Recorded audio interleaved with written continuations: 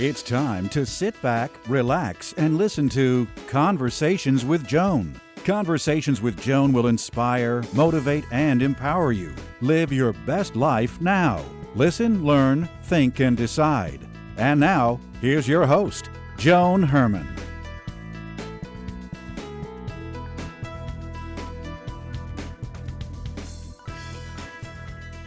Welcome to Conversations with Joan. I'm Joan Herrmann. Thanks for tuning in. Conversations with Joan focuses on topics that are important to your life, from health and wellness to professional development to personal well-being. Changemakers join me to share their insights, tips, and strategies so you can thrive and live your best life now. Thank you for taking time for yourself, and thank you for letting us be a part of your life. Now, let's start talking. Today's technology connects us more than ever before, but this 24/7 modern world may be messing with our minds and doing damage to our mental health. We constantly check emails and messages, and we're pressured to present the best version of ourselves while checking our likes and comparing them to the accounts of others. According to today's guest, Matt Haig, it's no surprise that the rates of stress and anxiety are rising dramatically, and that even though we are connected, we're feeling more alone than ever before. Matt joins us today to discuss how we can stay human and sane in an increasingly technological and anxiety-inducing world. Matt is the author of the internationally best-selling memoir, Reasons to Stay Alive, and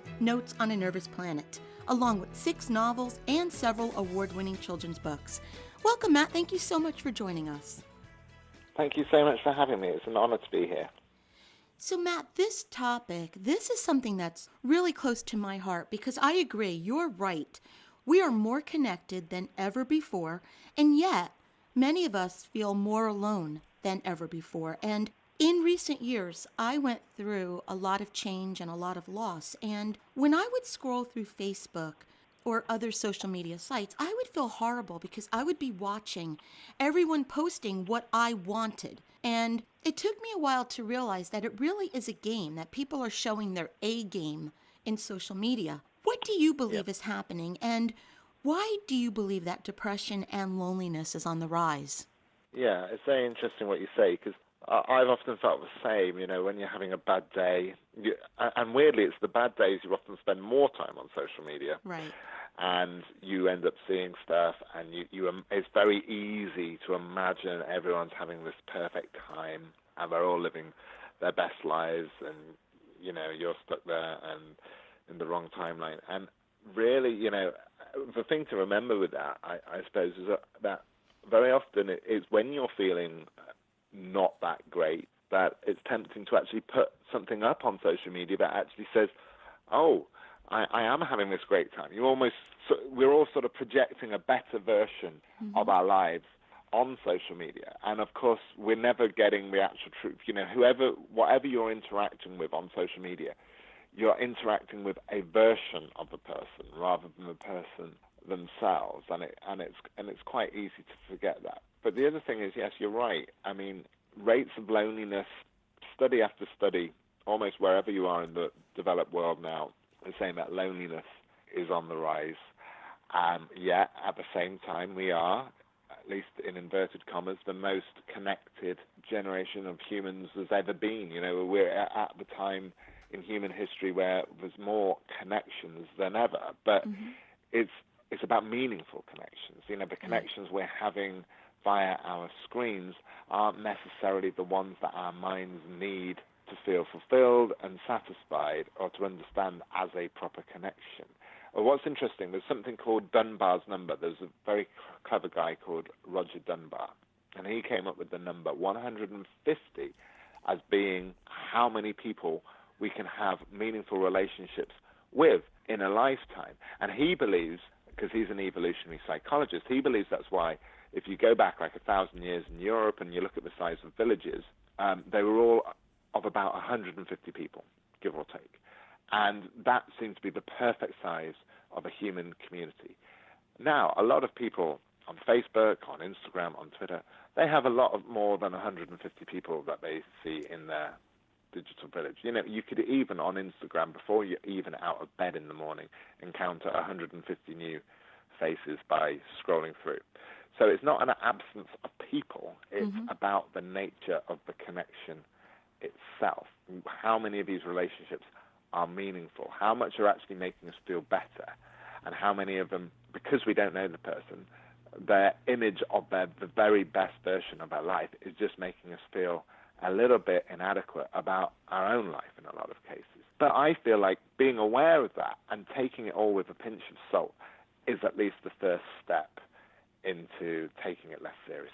I worry about our children. I have sons that are in their 20s, and, I'm middle-aged, so I've seen both sides of the story, of the situation. I know being connected in an intimate way through personal touch and communication, and I see the side of being connected digitally. But I worry about our younger generations who don't know or understand the importance of that touchy-feely, intimate communication where you look into someone's eyes when you're about to say something hurtful, or you hear the tone of someone's voice in conveying the message. I worry about them having that ability to empathize and have compassion. Yeah, and what I find surprising, in terms of how much the world has changed in what is really just a decade, really, in terms of major change, in terms of how we work, how we live, how we learn, how we fall in love, how we interact with each other, all of that has shifted massively in just a decade, and it's going to keep on shifting. How we don't really talk about what you just said, how we don't analyze that or question that much. Yes, we sort of moan about people who go out to dinner, or find it funny if two people go out to dinner and they just spend the whole time just on their phones the whole time and don't look up, and so they're communicating with whatever. And I think we need to start understanding it as an addiction to an extent. It's very hard to recognize an addiction to something if every single person around you has the same addiction and they're not calling it an addiction. But if it's something that's starting to interfere with our lives to a certain extent, if it's something that we're actually slightly conscious that we shouldn't be doing it as much as we do it, and yet we're still doing that, then that's some of the hallmarks of an addiction. Now, it's not officially, social media addiction, although it's talked about, it's not officially recognized by, say, the World Health Organization yet as an addiction. I think they've got video gaming addiction as an official addiction. That was the first one they dared to sort of mention as a health issue.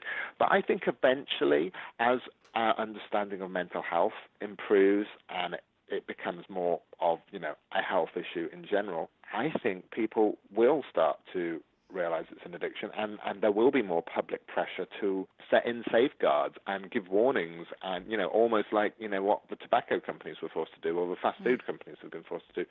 There's certain limits that can't be crossed. But at the moment, the scary thing is these companies who run these sites, they're seemingly all-powerful and ahead of the curve.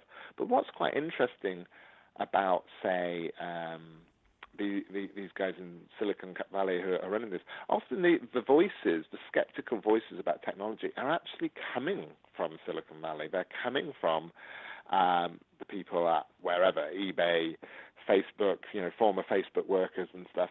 And they're actually, they're choosing to send their kids to schools without technology. The guy who invented the like button on Facebook has got mixed feelings about inventing the like button on Facebook because it was such an addictive thing that led to so many other addictive things on social media. But, we need to realize that these companies are often hiring psychological consultants, psychologists, to actually try and make their products more addictive, to try and make them more emotionally exploitative. So it's no wonder that so many of us are spending so much time there. And you can't get away from it, and I think that's why it's impacting on our mental health. I have my own company, my own business, and I'll admit it, I'm addicted to my phone. It's the first thing, it's next to my bed. If I wake up in the middle of the night, I pick up my phone, and I really am trying to work to push that away. But I notice that because of this connection and being connected 24 hours a day, 7 days a week, there are no more boundaries. I will wake up in the morning and find someone texting me at 2 a.m., business texts, or Facebook messaging at 4 in the morning. It's just, we're not shutting down. We don't get away from it. And I think our brains are on overload. Absolutely. That's the key word, I think, overload. And, we've talked about information overload for years, but we've got every kind of overload at the moment. We've got news overload, we've got relationship overload, work overload, life overload, almost everything, whether it's the options we've got in terms of the supermarket, in terms of what we want to buy, in terms of what we want to watch on TV, where we get our news information from. We're overloaded with everything. And obviously, we're very conditioned to think choice is a good thing, and choice is a good thing. But there comes a point where too much choice isn't really choice. It becomes paralyzing because we can't watch all the TV shows, we can't read all the books, we can't buy all the shampoo products. I can't remember, it was some mega company like Unilever or something, and they did some research. I think it was Unilever, and they did some research, and it was research into shampoos where they were trying to sell more shampoo, and they did an experiment where they had 17 different brands of shampoo in one aisle, and in the next aisle they had just 3 brands of shampoo, and they sold more in the aisle where there was just 3 because there was less choice. And actually, when you're faced with 17 brands of something, your brain sort of like short circuits, and you feel a bit paralyzed, and it's harder to make the decision when there's more choice. And I feel like we're like that with everything, even with the news, with all the sort of negative information we're fed daily. Most of that information we're not doing anything with, we're just getting anxious about it or getting stressed out about it, and it's quite unproductive. And obviously, if you go back to the last century, 1990s, 1980s, 1970s, you got your news at best about twice a day. You'd have your morning newspaper and your evening TV bulletin, and that would be it, and change would still happen. Yet now we have this need to be constantly up to date every 5 minutes, or we feel like we're sort of being left behind.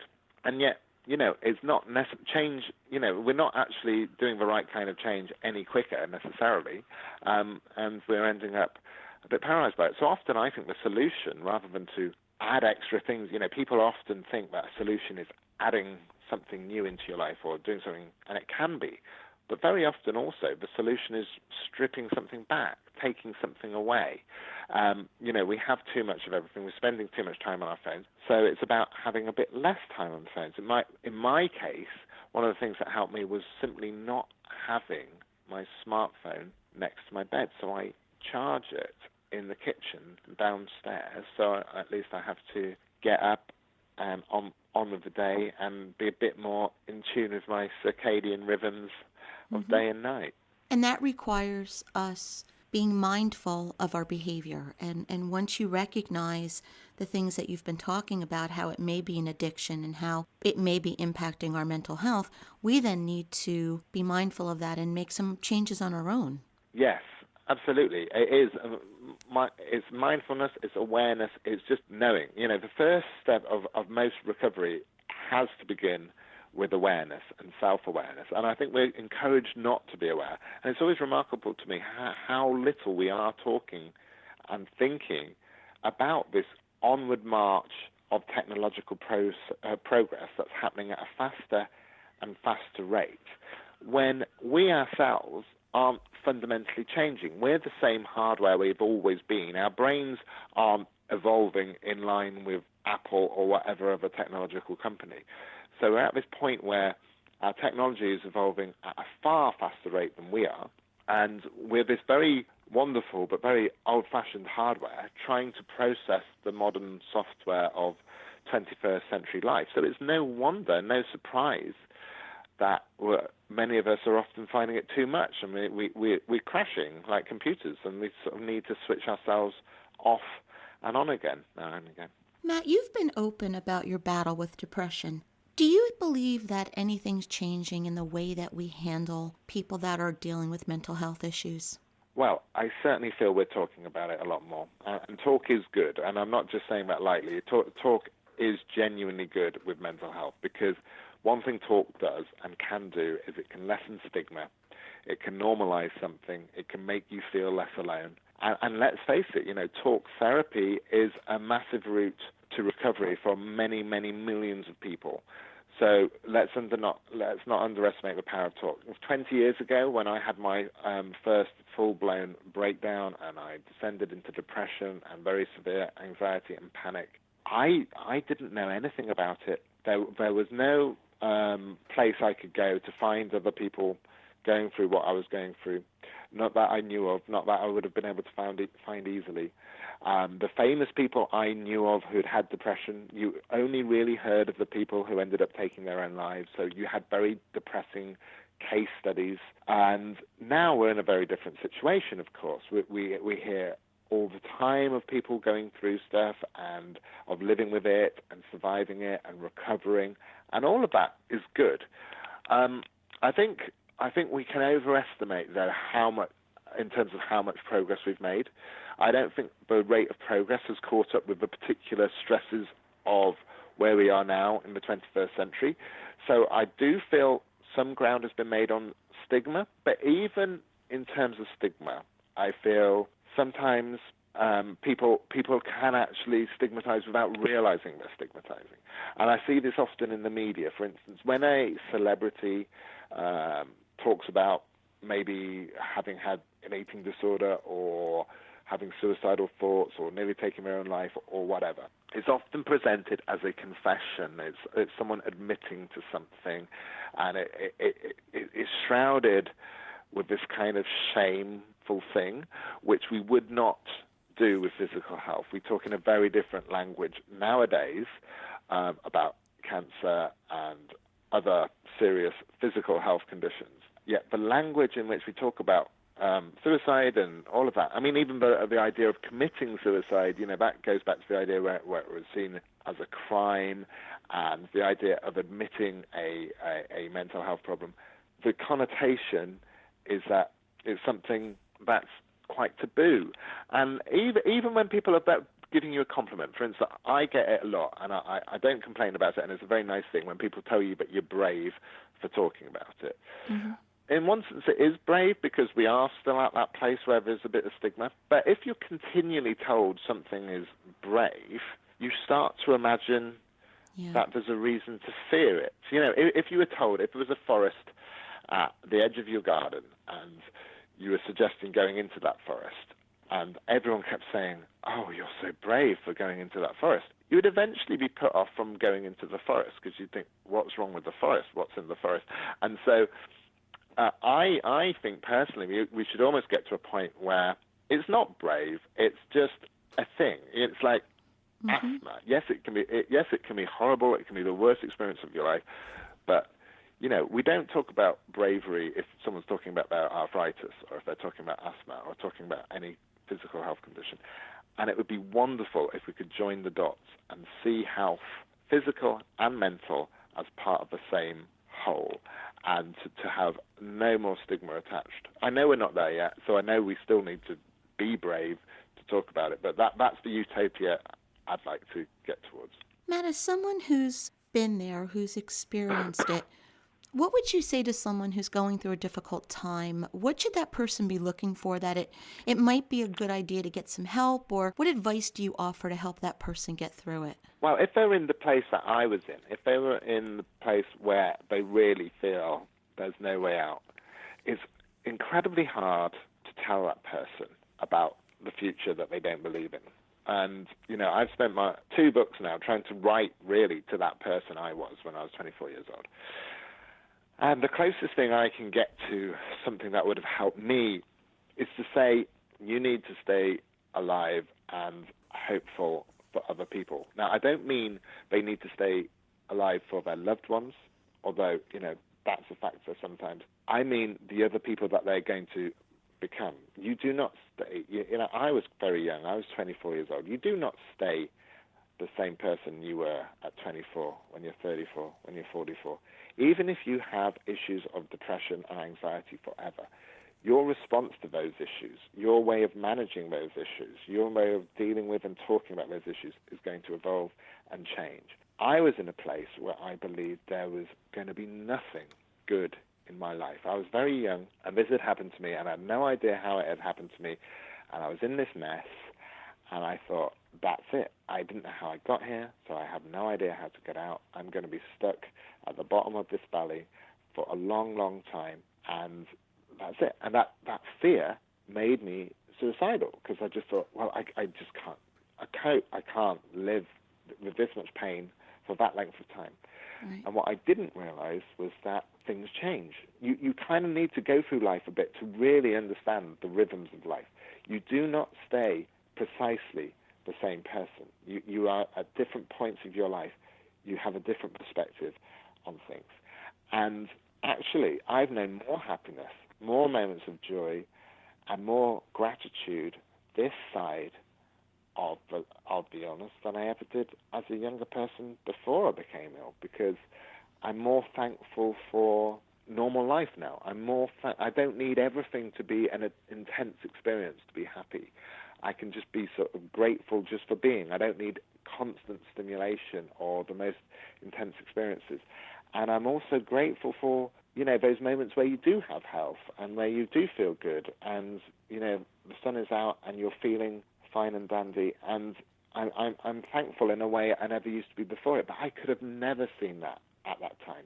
So if I could go back through time as a 43-year-old now to my 24-year-old former self, I would try and give that person faith in a future they don't believe in. And also to tell them that optimism is as valid a perspective as pessimism. Because when my mind was full of pessimism, 90% of the stuff my mind was telling itself was wrong. I was convinced I wouldn't be here at the age of 25. I was convinced my relationship wouldn't break down. This, that, and the other. And obviously bad things happen in life. You go through griefs, you go through losses, you go through trials and tribulations. But that worldview, that totally dystopian worldview of depression, that's not a reflection on reality. That's a reflection of an illness, of a state of mind. And the oldest cliche in the world about time healing is particularly true, I feel, with mental health stuff, because it gives you that perspective. It actually disproves things that depression is telling you. And you kind of have to just hold on to the roller coaster ride while you're going through it to get to the point where you realize, oh, well, I didn't think I'd survive a week of this, and I've survived a month of this. I've survived a year of this. I've survived a decade of this. I've been here before. And so I've had probably about 17 bouts of mental illness to varying degrees in my life. But rather than seeing that as any kind of failure, I think, well, that's 17 things I've survived, that's 17 things I've been through, and 17 times I've recovered, So that's the way I choose to look at it now. You just described that so beautifully, because for me it was 10 years ago, and it wasn't that I wanted to die, it was that I was so tired I didn't know how to live and go on. So Right.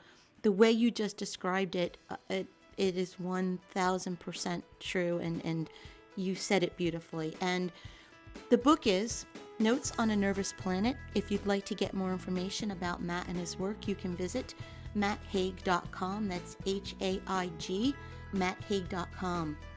Matt, thank you so much for joining us and for sharing your thoughts on how the way we're living can impact our mental health. It's true that we're more connected than ever, but also we can feel more alone. So I, like you, agree that it's time we take an honest look at our lives and make some changes that can improve our well-being. So thank you for joining us and for sharing your insight.